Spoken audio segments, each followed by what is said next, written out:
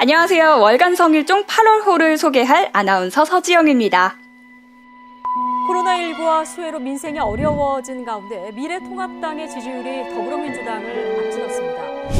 미래통합당이 지난주 초반 여론조사에서 더불어민주당 지지율을 역전했는데 미래통합당의 지지도가 지난 2016년 10월 3주차 이후 처음으로 더불어민주당을 앞섰습니다. 리얼미터가 지난 13일 발표한 정당 지지율 여론조사에서 미래통합당이 더불어민주당의 지지율을 넘어섰다는 거 다들 알고 계신가요? 통합당은 36.5%로 민주당을 3.1%포인트 앞섰는데요. 보수정당이 정당 지지율 조사에서 민주당을 앞선 건 약 4년 만입니다. 누구보다 빠르고 예리한 시선으로 이번 한 달간 거침없는 행보를 이어간 성일종 의원.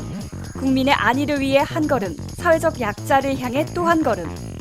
국민들의 목소리에 집중했던 결과가 정당 지지율 상승이라는 결과로 이어졌습니다. 자, 그럼 월간 성일종 8월호도 출발해볼까요?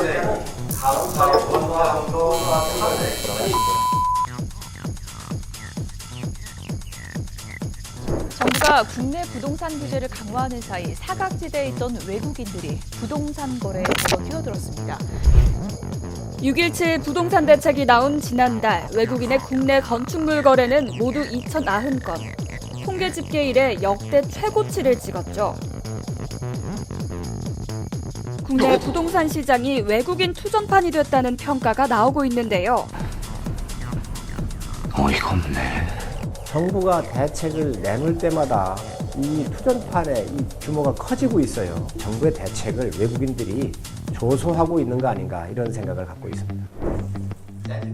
팩트로 말하는 팩트 승부사 성일종 의원. 대책 마련이 시급한 만큼 외국인의 실수요는 보장하되 투기는 막는 방안을 내놓을 계획인데요. 내국인 역차별 안 돼요, 안 돼.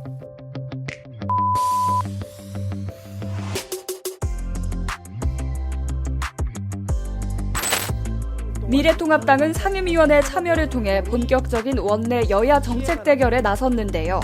성일종 의원은 지난달 제21대 국회 정무위원회 간사로 선임됐습니다. 여기 보면 이 옵티머스 사건에는 저 탐욕스러운 금융인들 그리고 권력 주변에 있는 사람들이 여기에 붙어 있고요. 무책임한 이 농협 같은 금융기관들이 또 여기에 이렇게 또 있습니다. 이게. 특히 29일 국회 정무위원회에서는 5천억 원 규모의 옵티머스 자산운용 투자 사기 사건 등 사모펀드에 대한 금융위원회, 금융감독원 등 금융당국의 관리 부실에 대한 정치권의 질타가 쏟아졌는데요. 미래통합당 의원들은 이혁진 전 옵티머스 대표 등 회사 주요 인사와 더불어민주당 의원 등 여권 인사들의 관계를 집중적으로 따지며 권력형 비리 의혹을 제기했죠.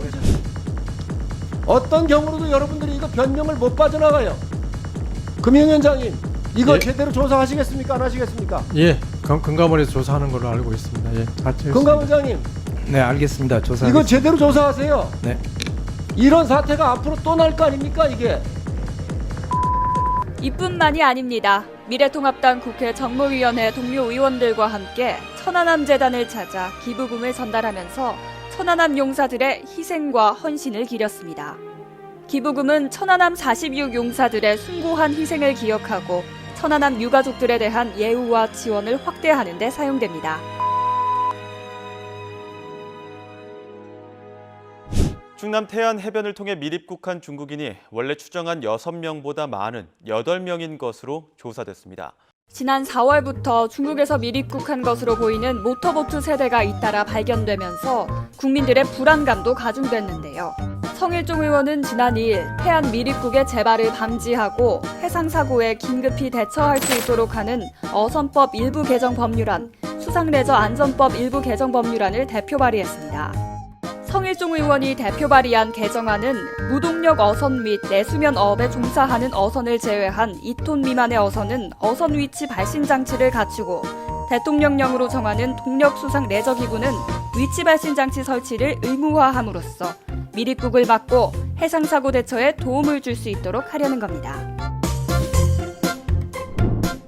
예리한 시선으로 문제를 직시하고 확실하게 해결될 수 있도록 늘 빠르게 움직이는 성일종 의원의 모습 더 기대해 주실 거죠? 그럼 우리 월간 성일종 9월 포로 또 만나요.